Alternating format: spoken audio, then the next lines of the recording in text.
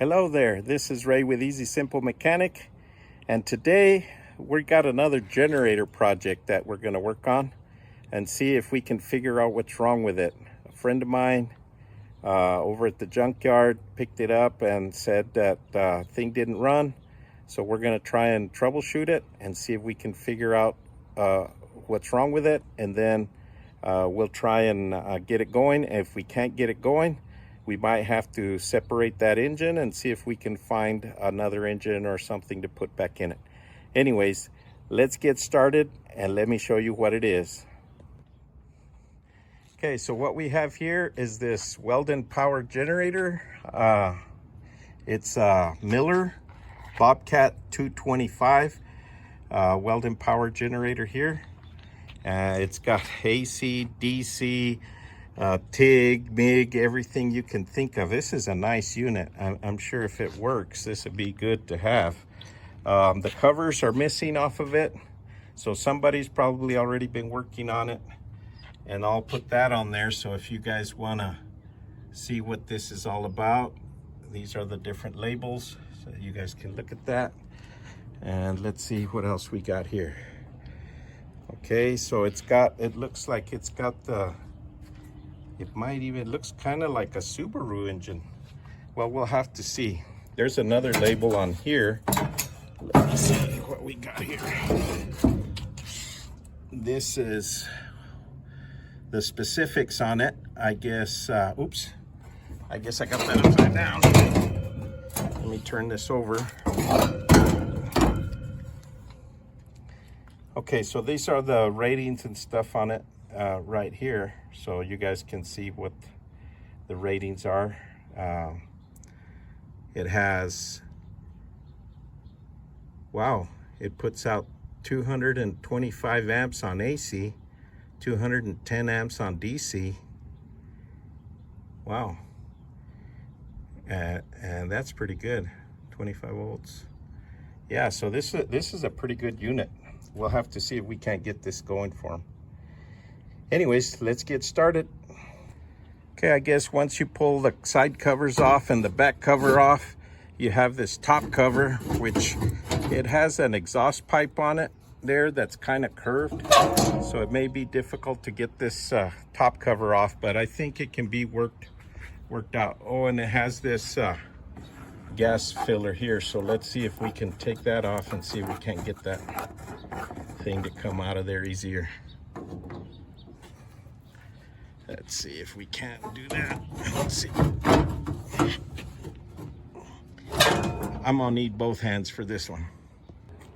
Okay, I guess if you pull up from the front and just get it to sit on top of that hook thing to lift that, you can just push forward and you don't have to take the exhaust pipe off of that.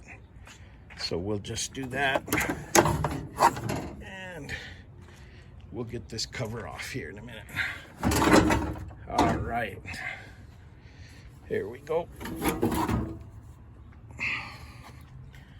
So we'll just take that over here. So this is the little engine we got here. Yep, looks like somebody's been in here. I bet you something's going on with this cylinder, but let's check it out. So first thing we ought to do probably is once we check the oil, to make sure, we'll check for spark, and then, well, we got to put a battery on it so that we can crank it, and we'll check for spark, we'll check for oil, and then fuel, or we'll squirt some fuel in the top. If it don't run, then we know we're gonna have to go ahead and tear into this. But I'm pretty sure if this is missing some bolts here, somebody's already been in here. So maybe the first thing is to take a compression test and go from there. Okay, I pulled the cover off and it looks like the nut on this crankshaft is missing here for the flywheel. So Looks like they may have tried to get in there, found too much of a hassle, and they didn't even bother to put the nut back on there. But nonetheless, we can still check and see if this thing has compression. So let's get a battery on it, and if it'll crank over, we'll check and see if it has compression. If it doesn't have any compression, then we'll tear into it a little bit to see if we can figure out what's going on. Okay, so we installed this battery here. Let's just see if the starter works. Well, it looks like it cranks. Okay, so it cranks, so that's good. Now let me pull the spark plugs and see if we've got fire and if we've got compression.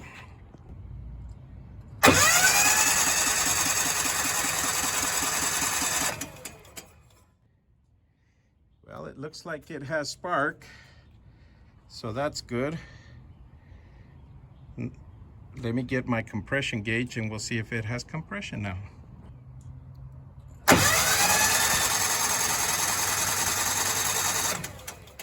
Well, that's not good. There's no compression at all on the cylinder.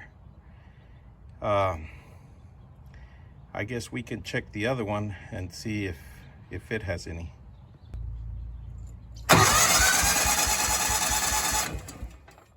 But it looks like that side has some compression in it.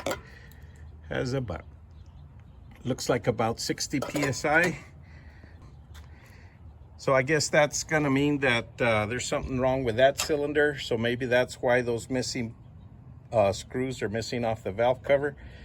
Let's pull the valve cover off on this side and see if we can see the lifters moving. Maybe the valves are stuck or something is going on. So let's do that next. We have the valve cover pulled off of there. Now let's see if these valves are working. Okay, it looks like one of the valves is opening, the other one is not. This one is not moving at all. So we gotta figure out why. I'm gonna go ahead and pull this head off or these rockers and see if the lifter isn't stuck or something. If not, let's pull the head off. Well, it looks like I found this push rod that had been sitting outside of where the lifter is down in there. So I'm gonna put it back in and see how much travel this gives me and see if it's enough to open the valves. Somehow I get the feeling that there was a reason why that push rod was not sitting in there correctly. So it might be one of two things. Whoever took it apart didn't get it set back in there, or maybe they didn't take it apart, but it really isn't working that great. So let's see how much movement we get. I'm gonna put this thing where I think it needs to be, just to where it's got a slight tension on it, and see. I just want to see how much movement I get when I crank this. I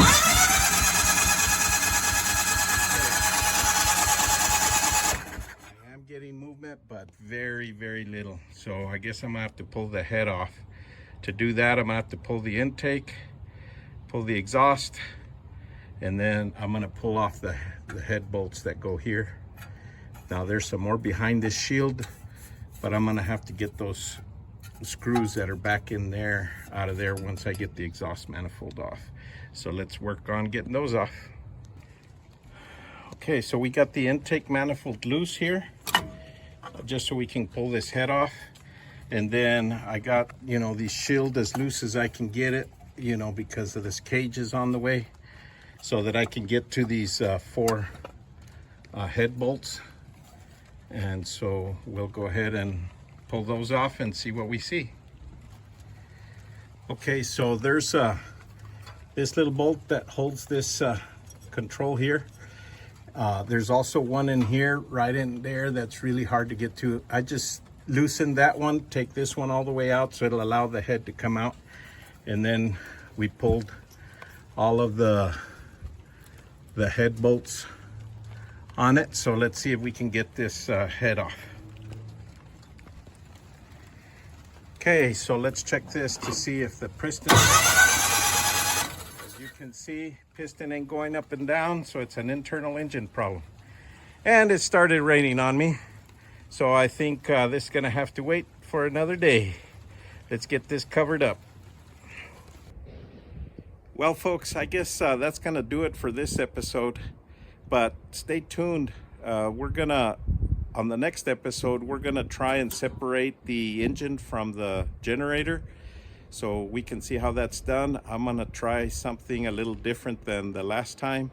Hopefully it won't be as complicated, but we'll separate the engine from the generator, and we'll go ahead and tear down the engine and see what all the damage is, and see if we can't find parts to put it back together.